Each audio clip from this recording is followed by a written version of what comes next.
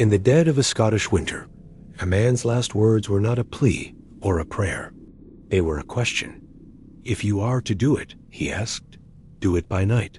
By dawn, he was dead, shot in the back as he ran for his life. For nearly 3 centuries, his story was lost to all but a few. A ghost story whispered in the Highlands. But it wasn't a ghost story. It was a warning about a man known as the Red Fox.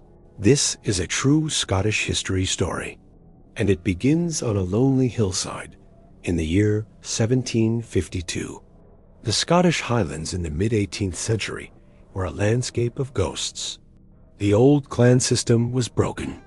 The Jacobite cause was a bloody memory, buried at Culloden 6 years earlier. The government in London was stamping out the Highland way of life. Wearing tartan was a crime.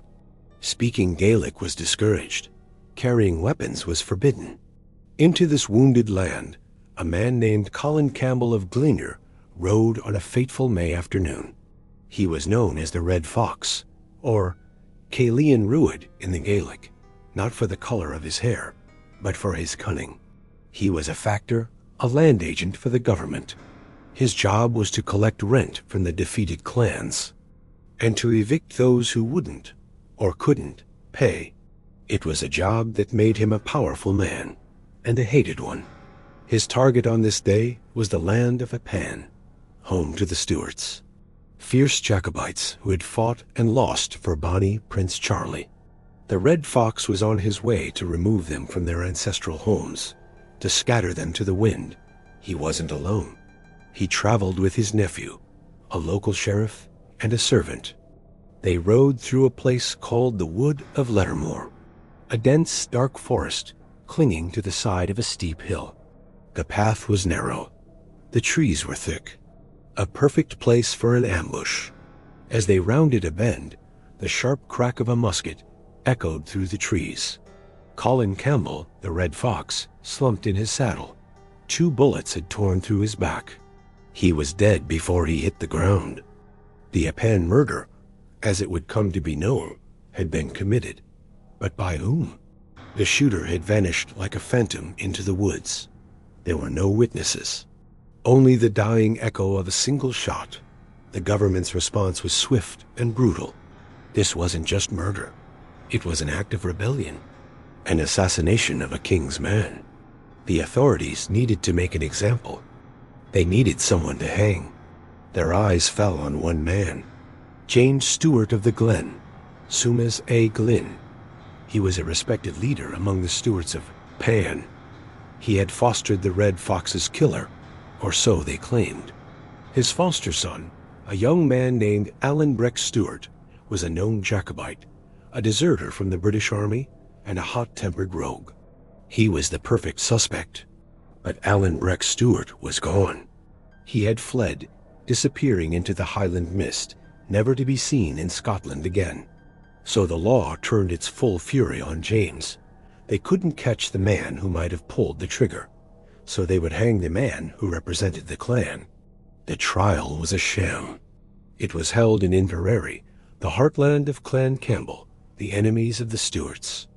The chief of the Campbells, the Duke of Argyll, was the Lord Justice General. 11 of the 15 jurors were Campbells. The evidence against James was flimsy, based on hearsay and rumor. Witnesses were threatened. Testimonies were twisted. James Stewart had a solid alibi. He was miles away when the shot was fired. It didn't matter. He was a Stewart. The victim was a Campbell. The verdict was decided before the trial even began. Guilty. The sentence was death. James Stewart of the Glen was to be hanged, but his punishment would not end with his death. The authorities wanted to send a message that would echo through the glens for generations. A message of terror. So they ordered his body to be left hanging in chains. At a place called Ballahoolish Ferry, on a narrow strait of water, where all who passed by land or by sea would be forced to see it. A permanent, rotting monument to Campbell justice and government power. As he stood on the gallows, James Stewart spoke his last words. He maintained his innocence to the end. "I die an innocent man," he declared. Then his body was left for the wind and the crows. For 3 long years, it hung there, a grotesque scarecrow swaying over the waters of Loch Leven.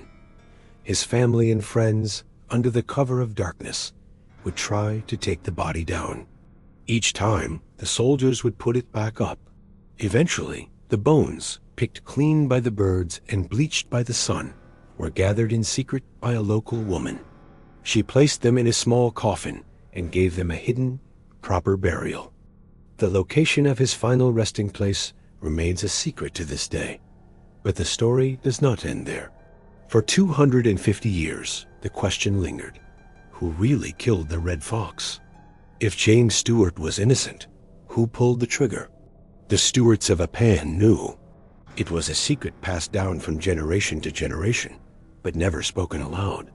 They said the truth was kept under the hearthstone, a sacred trust. Then, in 2001, a descendant of the Stewart clan, an 89-year-old woman named Anda Penman, decided it was time. The silence had lasted long enough. She revealed the secret that had been guarded for a quarter of a millennium. It wasn't a single shooter. It was a group. 4 young Stewart lairds had planned the ambush together. They drew lots to see who would take the shot. The winner was a man named Donald Stewart of Ballachulish. Alan Breck Stewart, the man the authorities hunted, was there, but he wasn't the trigger man. His role was to be a decoy, to draw the blame and lead the redcoats on a wild goose chase while the real shooter escaped. He played his part perfectly. The murder of the Red Fox and the hanging of James Stewart became more than just history. It became legend. It inspired the novel Kidnapped by Robert Louis Stevenson, which told a fictionalized version of the tale to the world. But the truth was always there, hidden in plain sight, in the whispers of a family, in the name of a place. The site of the execution is still known today as Sinach nan Crochad, the Hill of the Gallows.